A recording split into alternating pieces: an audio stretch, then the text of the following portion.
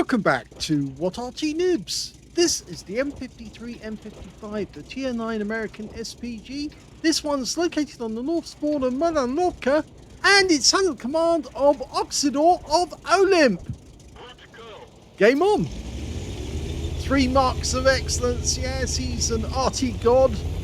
And yes, it means that the enemy is in for a bit of trouble, actually. I think they're going to regret entering this battle after a while. Okay, he's got an 8-inch howitzer, which is capable of 900 alpha, 52mm pen, 10.5 meters on the burst radius, which is big, and 12.5 to 28 seconds of stun. And it's a tier 9 game with tier 7 tanks, and just saw the other Arty on our team, a GW Panther, moving into position. I always like to try and hit the spotting bush at the start of this battle, because there's nearly always somebody in a light tank who's very keen to get in that bush and therefore take a big hit from the first shot. Well, we've got a couple of enemy tanks right up on top of the hill, so we're going to put a round up there for them. Hello, rounds out, and oh, well, it did land a little further on than we expected, and it didn't hit the Barask who was up there, or the T-34-100. But I suspect that it's probably going to be a good place to put the next shell.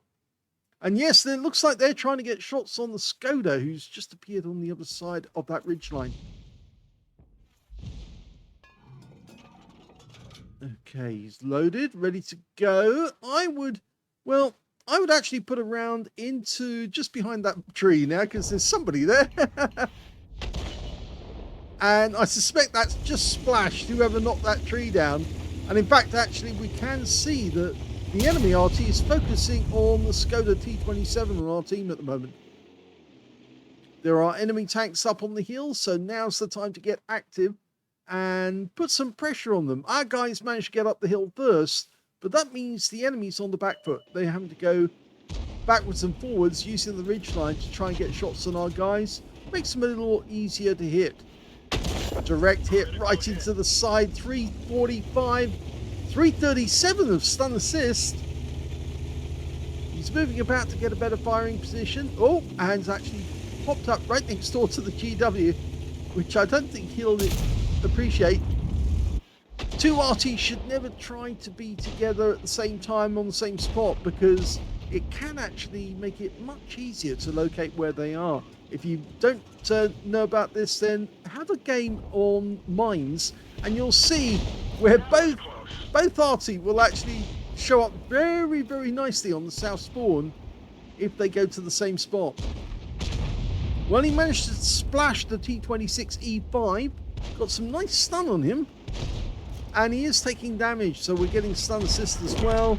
And I think these guys are the ones who are going to feel it next. We've got KV3. The M4Y just died, so the pressure is now on the M3Y. Rounds out. Direct hit right into the side of the 391. Getting stun assist. So he's done about 1,000 hit points of stun assist and actual damage now. Now that enemy KV3 and the IS have both decided to try and sneak along the lower level, and that's going to pay for them. Well, they're going to pay for it, because they're going to get a round on top of them. Rounds out. Here we go. Both tanks took damage, and now oh, there's one in front, one behind, and yes, they've both gone. Bad decision by the enemy team. They're down by 4 tanks now. Okay, the M3Y on the enemy team's managed to pull back. In fact, that's a different M3Y. He's sitting behind the rock, trying to consider what he's going to do next, and he just got hit by the shell from the GW. We might... Oh, he's just going to hold on. Direct hit, 428, landed on the engine. Oh no, he actually landed on the bustle on the back of the tank. You can see there's a big yellow stain on the rear of the turret. Okay, that is probably the only guys holding back our team at the moment. That and the T-34-100 and Barask, who are a bit further down the hill. at the spotting position. Okay. He's fired the round in, but yes, the M3Y had moved position after that.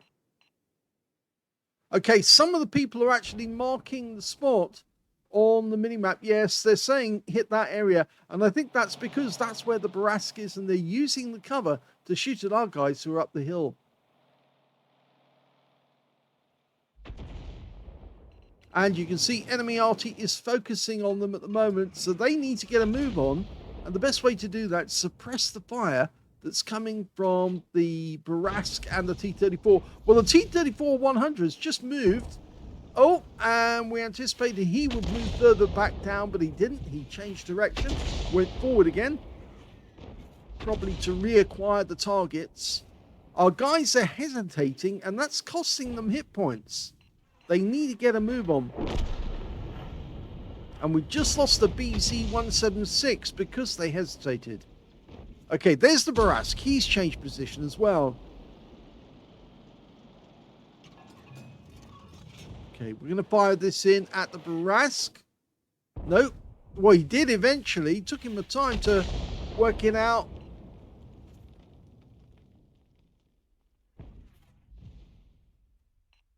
Our guys need to make a move off the hill. If they don't, then obviously it's going to be down to the Scorpion and the Skoda T27 to get underneath or behind the enemy and start putting shells into them. We're now 4 tanks up on the enemy. That M3Y is a one-shot. We only need to land a shell on him and he should expire. We fired the round in, but it hits the rock face, I'm afraid. Didn't go long, as we hoped. It went short. Standard reload for this Arty is 40.27 seconds. We've got 30.53. The T-34-100 is now one shot. I just saw him pull back, and yes, he's worried because he's now a splash kill. Any round landing near him is going to take him out of the game, and that's why he pulled back. Meanwhile, back at the enemy camp area, we've got a T-29 that's blocking our guys, so we can put a shell near him there. Rounds out. Good! Well, somebody's shell actually hit the target there, and I think it is Oksydor's. It may have been the GW Panther as well, I'm not sure. And we're still losing tanks up the hill. They haven't driven off the hill yet. There is a little dip or a little spot where they can slide down the hill and then get in underneath the enemy. But they haven't used it yet. They're just losing numbers at the moment by staying where they are. The enemy's managed to recover it, so now they're only 2 behind. And that's entirely down to the fact that they just didn't continue moving down the hill. They should have done that, but they just stayed where they were. And as a consequence, the enemy just managed to farm them. Okay, KV3 on the enemy team, seen down the next to the lake. Just takes it a little while to dial in. Rounds up. Both RT hit the same spot at the same time. We're going to move. Oh, we got some stun assist off that one. So our shell did actually stun him. But our guys need to get closer to the enemy now.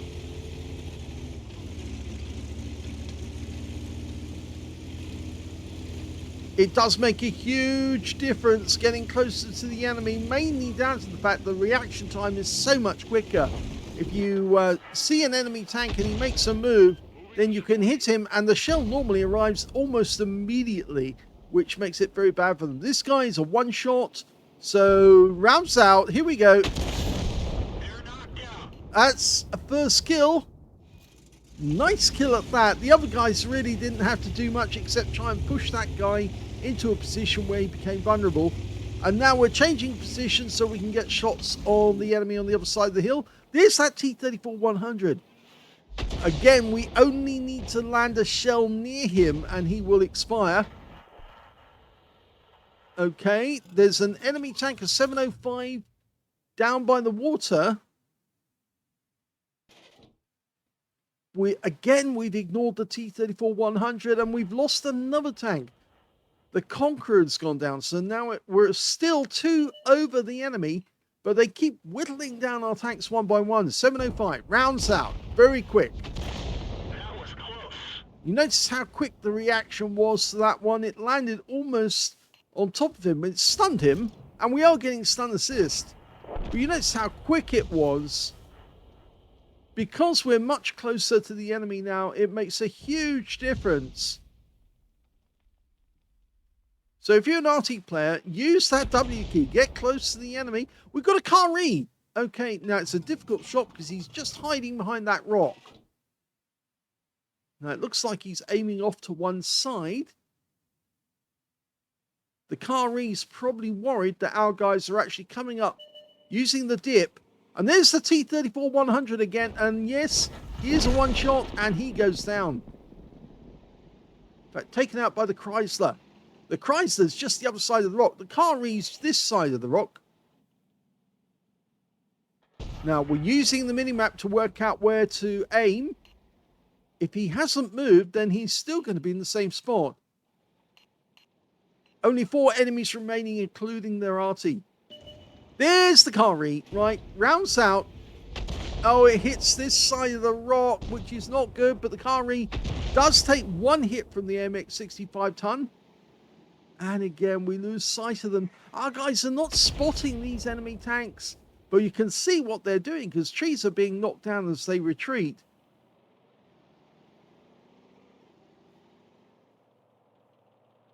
Chrysler goes the other side of the rock again. There he is. Kari's moving up and he stops. He hesitates. There, that's the spot. Hit it. Yep, that one hit the vehicle. You can hear the sizzle as the round goes off against steel plate. Nice when you get those. And of course, as soon as he stunned that guy, it made it much easier for us to his teammates to actually start hitting them. Now he's changed position to get a better angle. Going for the 705, sitting in that dip. Oh, that was an arm-piercing round from the AP, from the GW rather. Now we've loaded our last stun shell, but we do have a couple of non-stun HE. Always makes me laugh. Non-stun HE. HE never does anything except stun. It's the whole nature of it. I'm sure he's still in that dip. I'm certain of it. Even if the round lands near him. Well, here's the last 2 minutes. And there's still 4 enemies out there. And our guys are being incredibly timid about moving forward to find the enemy. And they found the Kari again, I think. Pretty sure that's the... Oh, it's the Barask. Okay, dialing in very quickly. And he fires slightly off to one side. I think he thought that the Barask changed his turret angle. And that thought that he was actually going to try and escape that way. But in fact, I think he went north. A tree just fell going north. And I get the horrible feeling the Barask is still trying to outwit those 2 heavies who are sitting behind the rock, acting very timid indeed. Some of our guys need to get into the enemy cap, or this is going to be all over as a draw. Oksydor's marked the fact that he's only got 2 rounds left. And we're into the last minute. And this team is, well, awful. Oksydor's been pumping the shells in, but the team are just not spotting the enemy. And when they do spot the enemy, they then lose them shortly afterwards. And it makes a huge difference. And there's the 705. Okay, we're dialing in on 705 again. He's gone into the water, trying to cross it. Now let's see if we can track him whilst he's in the water. That will count. It does count. It will drown him, but if he does drown, and he does, and it counts as a kill. So 2 kills now for Oksydor. The other team members need to get a move on. I'm not sure if we're going to be loaded in time. The AMX-65 ton dies. This is absolutely dreadful by the enemy, by our own team. And he fires the last round just as the clock runs out. And it's a draw. Well, that was such a disappointment that the team had such a good lead towards the start of the game, because they were getting rid of the enemy tanks one after the other, and they're getting such great support from Oksydor and the other Arty on our team. And all of a sudden they get timid, and instead of trying to pump the enemy and run down the hill as quickly as they can to overwhelm them, they just sat there and let the enemy take advantage of them and farm them, and ended up in a draw. That was an ace tanker for Oksydor in the M53, M55. He got a bruise medal for getting at least 5 critical hits. In fact, he got 18. Got a gauze medal for doing more damage, exceeding 8 times the hit points of his own vehicle. And he got the high caliber for dealing the most damage in that game overall, with a win rate of 5,115, which is Super Unicum standard. We can see the highest damage was 4,036, but he almost got beaten by the Barask, who was in second place, who got 3,966. And the third place, well, that goes to the AMX 65 ton, who expired towards the end of the game.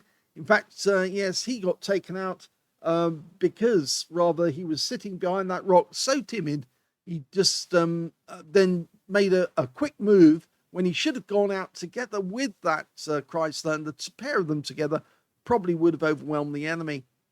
So when it came to kills, we can see the high score was the Brass, 4 kills, 3 kills to the Conqueror, 2 kills to Oksydor and the Hori 2, and on the enemy team, the Kari and the Batchat 155-55, who was never spotted in the entire game. When it came to base XP, it was Oksydor. Yes, he's actually in second place behind the Barask. He got 838, Oksydor got 769, and in third place was the MX-65 ton with 631. 20 shots fired. He fired every round he had the last round, right at the last second, but I think it was just a fraction of a second too late to actually do anything, and he actually hit the rock.